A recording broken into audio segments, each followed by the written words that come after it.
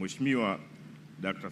Samia Suluhu Hassan, Rais wa Jamhuri ya Muungano wa Tanzania na Amiri Jeshi Mkuu, Mheshimiwa Dr. Tulia Ackson, Mbunge, Spika wa Bunge la Jamhuri ya Muungano wa Tanzania, Mheshimiwa Innocent Lugha Bashungwa, Mbunge, Waziri wa Mambo ya Ndani ya Nchi,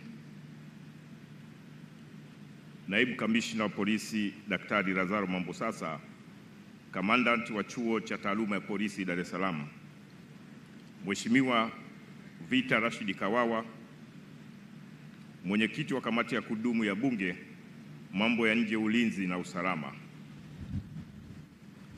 Profesa Elisante Ole Gabriel, Mtendaji Mkuu wa Mahakama ya Tanzania, Mheshimiwa Albert Chalamila, Mkuu wa Mkoa wa Dar es Salaam, ndugu Ali Sengagugu, Katibu Mkuu Wizara ya Mambo ya Ndani ya Nchi,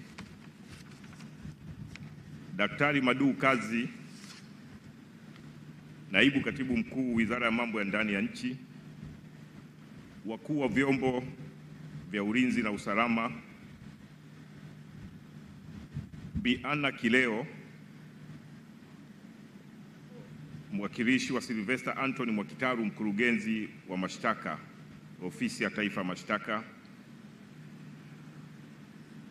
wakuu wa Jeshi la Polisi wastaafu wakiongozwa na IGP mstaafu Omar Mahita, makamishina wa polisi wastaafu, makamishina wa polisi mliohudhuria hapa, Mheshimiwa Omari Kumbira Moto, Meya wa Jiji la Dar es Salaam, naibu commissioners mliopo, watumishi raia wa Jeshi la Polisi, makamishina wasaidizi waandamizi wa polisi na makamishina wasaidizi, wakurugenzi wa mashirika ya serikali na binafsi mliopo, wakurugenzi wa manispaa na wakuu wa idara, viongozi wetu wa dini na wale wa vyama vya siasa mliopo, Profesa Egnard Pius Mihanjo, mwenyekiti bodi ya vyuo vya polisi na mlezi wa chuo cha taaluma ya polisi Dar es Salaam, yani DPA hapa tulipo, wakuu wa vyuo mliohudhuria hapa, vyuo vya polisi, makamanda wa polisi wa mikoa na vikosi, pamoja na makamanda na wakuu wa kamandi mliopo, wakufunzi wa chuo cha taaluma ya polisi Dar es Salaam, waheshimiwa madiwani, maafisa wakaguzi na askari wa polisi na wa majeshi mengine mliohudhuria, maafisa na wakaguzi wasaidizi wahitimu, wanafamilia wa Jeshi la Polisi, hususani familia za wahitimu mlioko hapo mbele yetu, waheshimiwa wageni waalikwa, ndugu wanahabari, mabibi na mabwana. Jamhuri ya Muungano wa Tanzania. Nidhamu, haki, weledi na uadilifu msingi wa mafanikio yetu. Mheshimiwa Rais, awali ya yote napenda nitumie fursa hii kumshukuru Mwenyezi Mungu, muumba wa mbingu na nchi, kwa baraka zake alizotujalia kwa uzima na afya njema iliyotuwezesha kukutana mahali hapa. Aidha, kwa niaba ya Jeshi la Polisi Tanzania, napenda kuchukua nafasi hii adhimu kutoa shukrani zetu kwako wewe Mheshimiwa Daktari Samia Suluhu Hassan, Rais wa Jamhuri ya Muungano wa Tanzania na Amiri Jeshi Mkuu, kwa kukubali mwaliko wa kuwa mgeni rasmi kwenye mahafali ya kozi ya uafisa na wakaguzi wasaidizi wa polisi namba 1 ya mwaka 2024-2025. Mheshimiwa Rais, tunakushukuru sana. Mheshimiwa Rais, pamoja na majukumu mengi ulionayo ya kulisukuma gurudumu la maendeleo ya Jamhuri ya Muungano wa Tanzania, bado umeona ni vyema ukatega muda kwa ajili ya kujumuika nasi katika shughuli hii muhimu kwa Jeshi la Polisi. Hivyo uwepo wako hapa Mheshimiwa Rais unadhihirisha imani kubwa na namna unavyothamini mchango wa Jeshi la Polisi katika majukumu yake ya kila siku, hususan katika kulinda raia na mali zao. Sisi familia ya Jeshi la Polisi tumefarijika sana na tunakuombea kwa Mwenyezi Mungu akujalie afya njema ili uweze kuendelea kuliongoza taifa hili. Kwa mara nyingine, Mheshimiwa Rais, tunasema asante sana.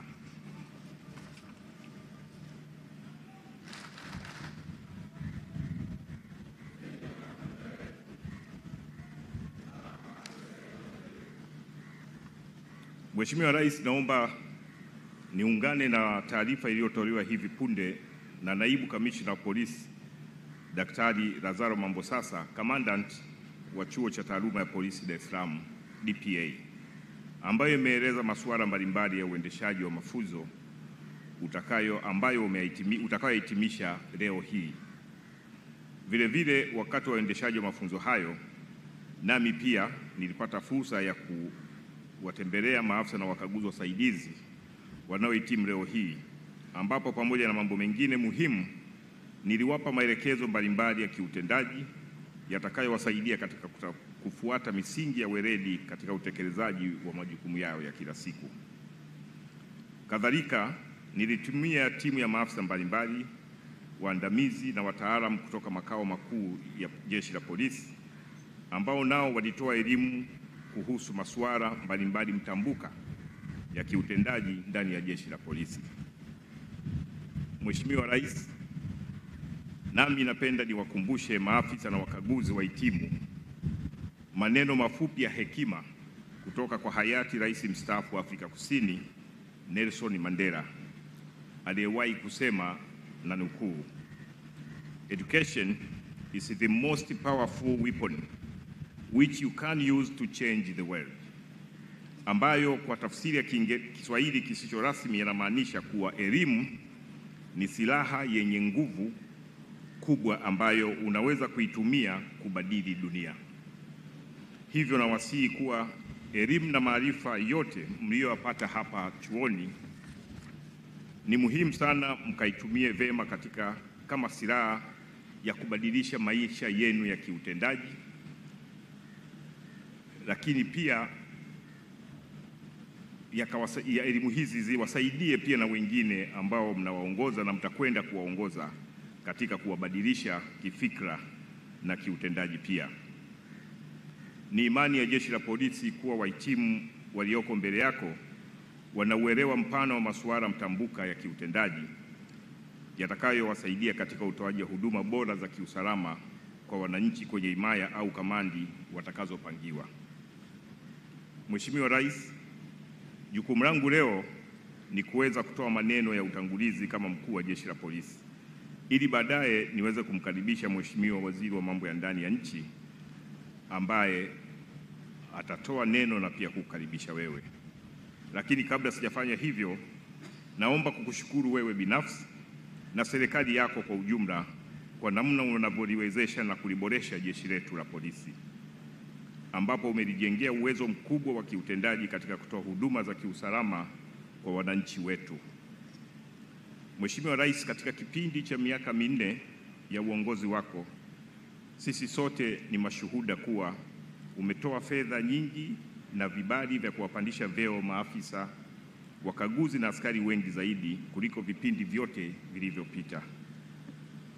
Ukiwatazama wengi wetu hapa, utawaona jinsi walivyopendeza, kuangalia walio kushoto kwangu, walio mbele yangu, na wengi uliowaona wakiwa pale uwanjani, na hata unaowaona maeneo mbalimbali unapokuwa kwenye shughuli zako.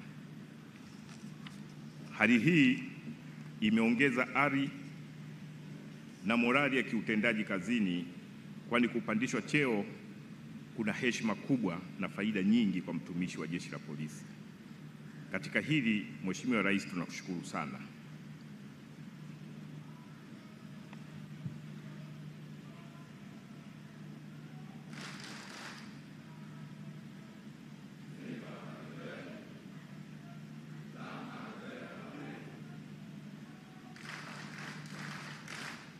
Rudia 321 tena kwa Mheshimiwa Rais.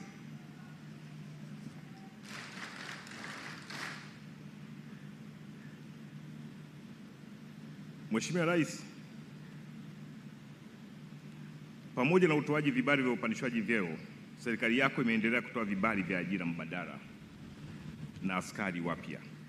Vibali hivyo vimesaidia kwa kiwango kikubwa kuziba ombwe la upungufu wa askari katika kamandi mbalimbali za polisi, ombwe hilo ambalo limedumu kwa muda mrefu sana.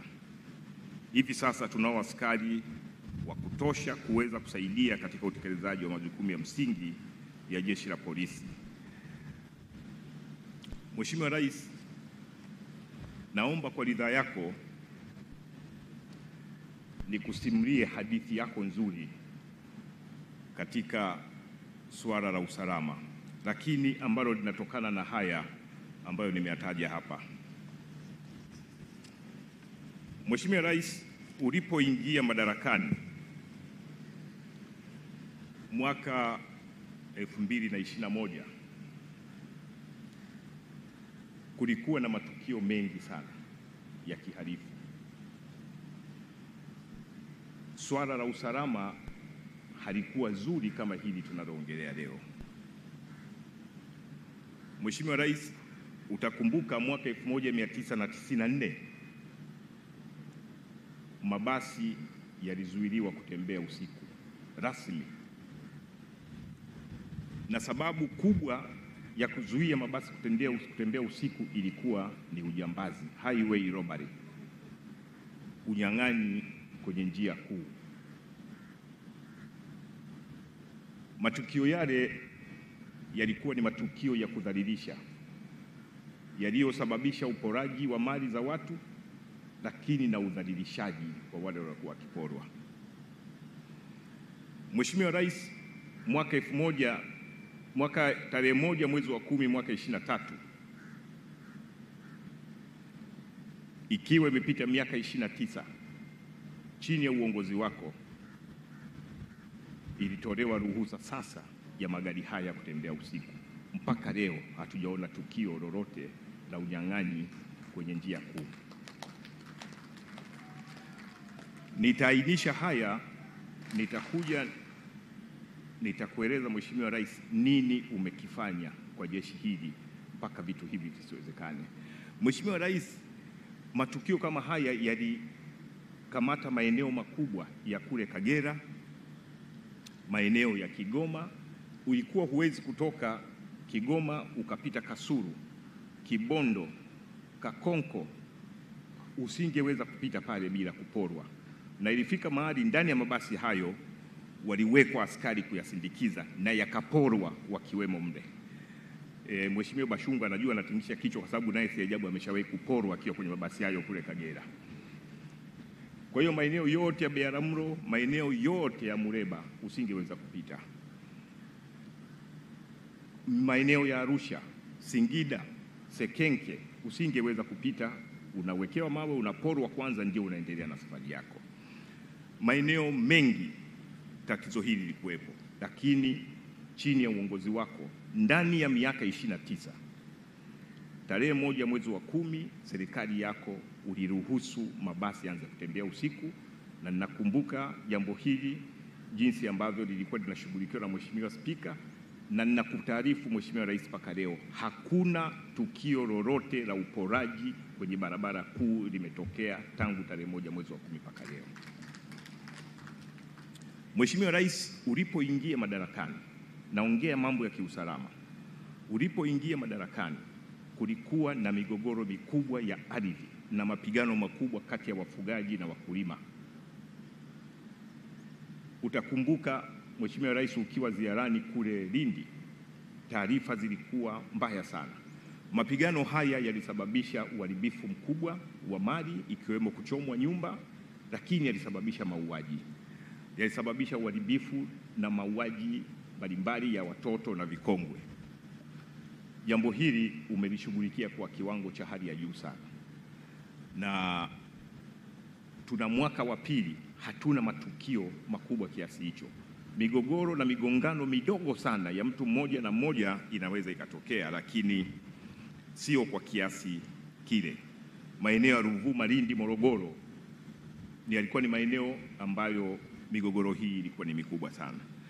Lakini Mheshimiwa Rais, nikukumbushe na naomba niwakumbushe wananchi wa Tanzania, ulipoingia madarakani kulikuwa na wimbi kubwa la watu waliitwa panyarodi, na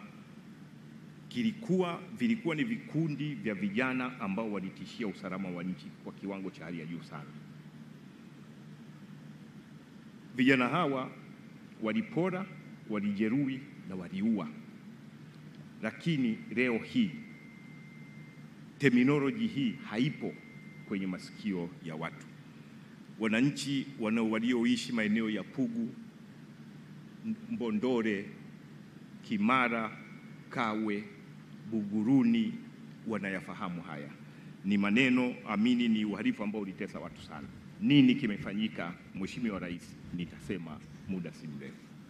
Lakini Mheshimiwa Rais, wakati unaingia madarakani kulikuwa na matukio makubwa mengi ya uvunjaji wa nyumba usiku. Watu hawa hapa Dar es Salaam waliitwa 10 ndani 10 nje, lakini maeneo ya kule Arusha waliitwa kanyaga twende. Walikuwa ni wahalifu maarufu sana, lakini wengine waliitwa kiboko msheli. Mradi tu ilikuwa ni vurugu za hapa na pale. Lakini Mheshimiwa Rais, utakumbuka wakati unaingia madarakani kulikuwa na uhalifu mkubwa, uvamizi kwenye maduka maeneo mengi ya jiji la Dar es Salaam, Mwanza na maeneo mengine. Uhalifu huu ulikuwa mkubwa, lakini kulikuwa na matukio mengi ya vijana waliokuwa wakiendesha pikipiki na kuwapora watu wakitoka benki ama wakienda benki. Waliwapiga risasi na walifariki. Wengi walijeruhiwa, wengine walipoteza mali zao. Hizi ni hadithi ambazo ninakwenda kuhitimisha kwa kukuambia hali halisi, nini umefanya na sisi tuna shukrani gani kwako. Lakini pia Watanzania wanapaswa wakumbuke nini na wanapaswa kushukuru nini kwako. Mheshimiwa Rais, wakati unaingia kulikuwa na matukio mengi ya unyang'anyi kwenye vituo vya mafuta. Kuanzia Geita, Mwanza, Singida, Shinyanga, Mara, Dodoma, Iringa, ilikuwa ikifika jioni, usiku ni uvamizi vituo vya mafuta na uporaji mkubwa sana.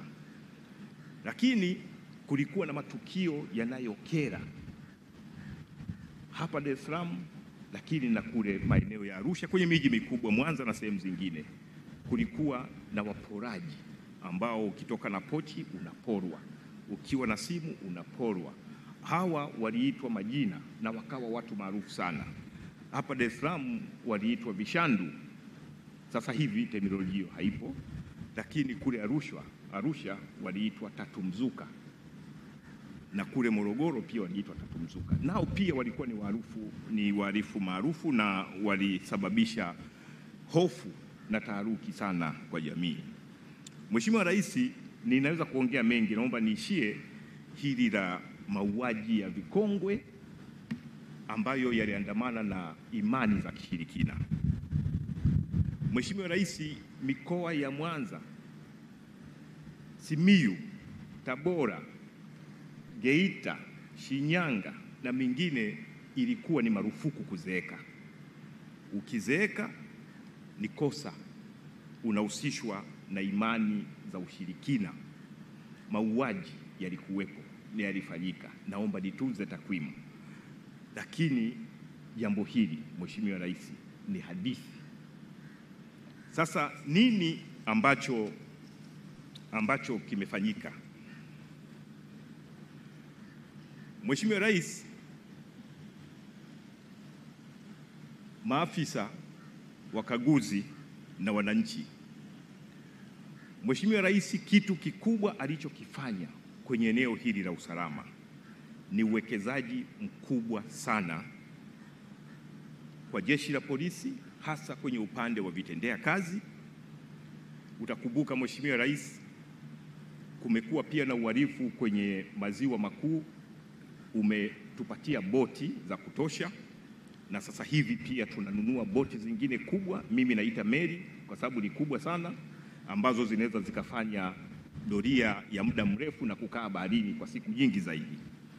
Lakini umetupatia pikipiki za kufanya doria za masafa ya kati na masafa mafupi, lakini gari za kufanya doria za masafa marefu ambayo zimeweza kusababisha kuondoa matukio mengi ambayo yangeweza kuleteleza unyang'anyi kwenye barabara kuu, highway robbery.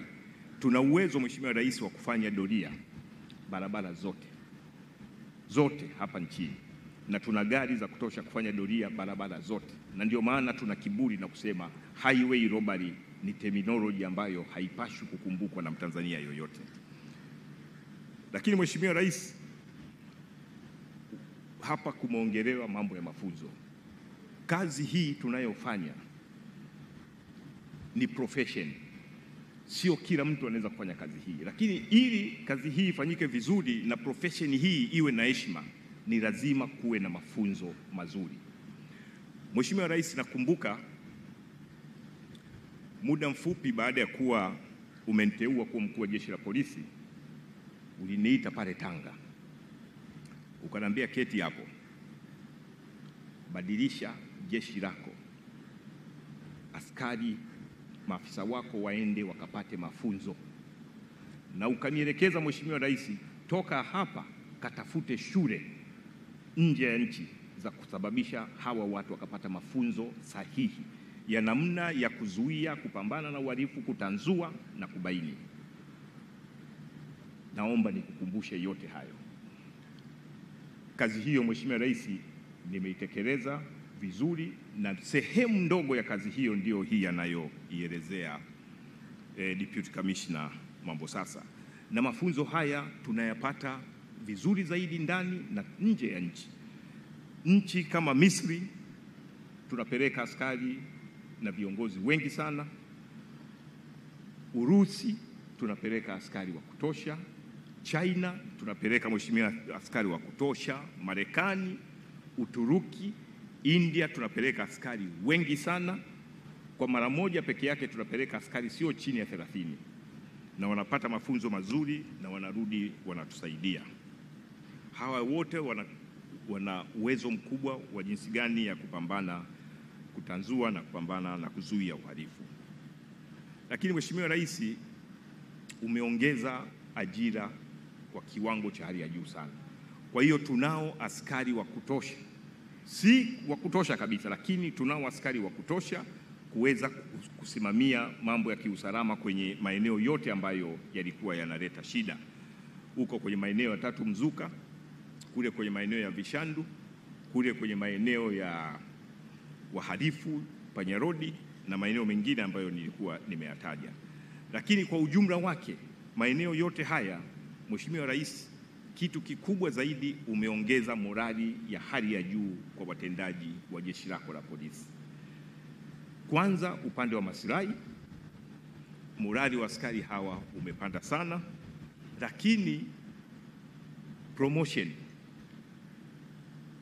upandaji wa vyeo umewafanya askari, maafisa na wakaguzi kuwa na morali wa hali ya juu na hivyo kujituma zaidi katika kutenda kazi. Lakini vitendea kazi peke yake vinawafanya pia wanajisikia fahari na wanaweza kutenda kazi kubwa na nyingi kwa urahisi na kwa muda mfupi.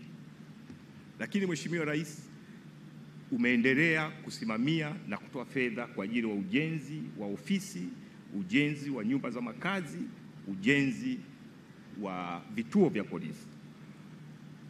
Tunajenga nyumba nyingi sana, tunajenga pale Dodoma, tunajenga kila mahali, lakini kikubwa kuliko yote Mheshimiwa Rais ni ujenzi wa chuo cha polisi, ile shule ya polisi ya Moshi, ambapo sasa inaondolewa shule ya mkoloni na sasa inajengwa shule mpya ya kisasa.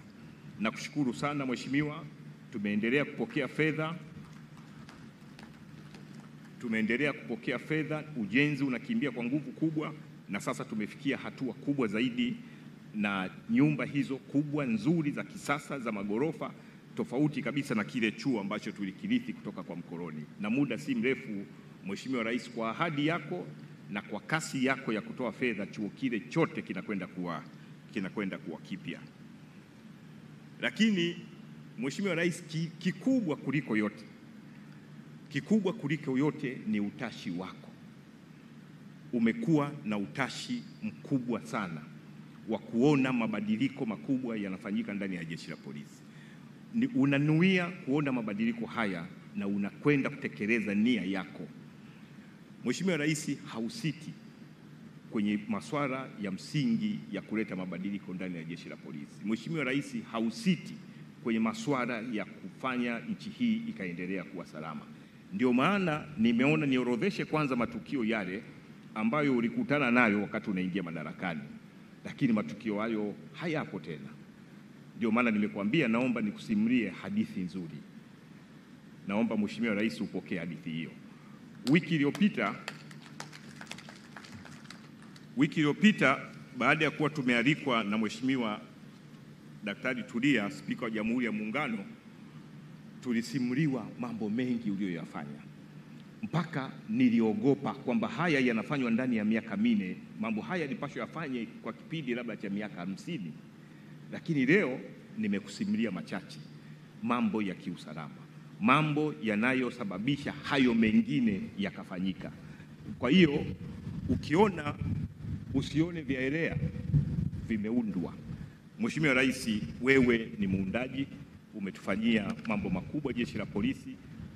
Tukishindwa kufanya kazi, tutakuwa ni watovu wakubwa wa nidhamu kwako na kwa Watanzania.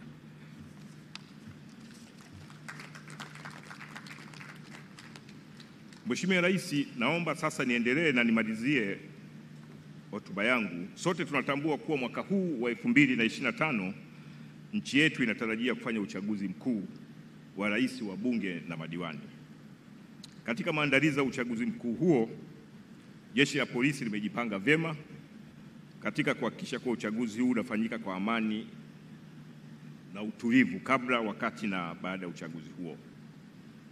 Mheshimiwa Rais, tunakuahidi nchi hii ni salama. Nchi hii ina amani. Jeshi hili la polisi haliko tayari kumvumilia yeyote atakayeleta uvunjifu wa amani kwa sababu yoyote ile. Kwa hiyo sisi kama jeshi la polisi tuna wivu mkubwa na amani ya nchi yetu, na tutalinda amani, utulivu wa nchi hii kwa wivu mkubwa kipindi chote kabla, wakati na baada ya uchaguzi huu.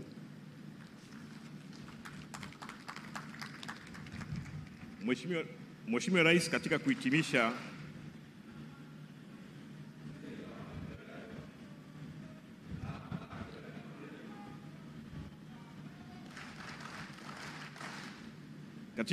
salamu za Jeshi la Polisi, kwa mara nyingine tunakushukuru sana kwa kukubali mwaliko wetu wa kuwa mgeni rasmi katika hafla hii ya kufunga mafunzo ya uafisa na wakaguzi wasaidizi wa Jeshi la Polisi kozi namba 1 ya mwaka 2024-2025. Mheshimiwa Rais, naomba nitumie jukwaa hili kwa mara nyingine tena kumshukuru sana Mheshimiwa Innocent Ruga Bashungwa, Waziri wa Mambo ya Ndani ya Nchi,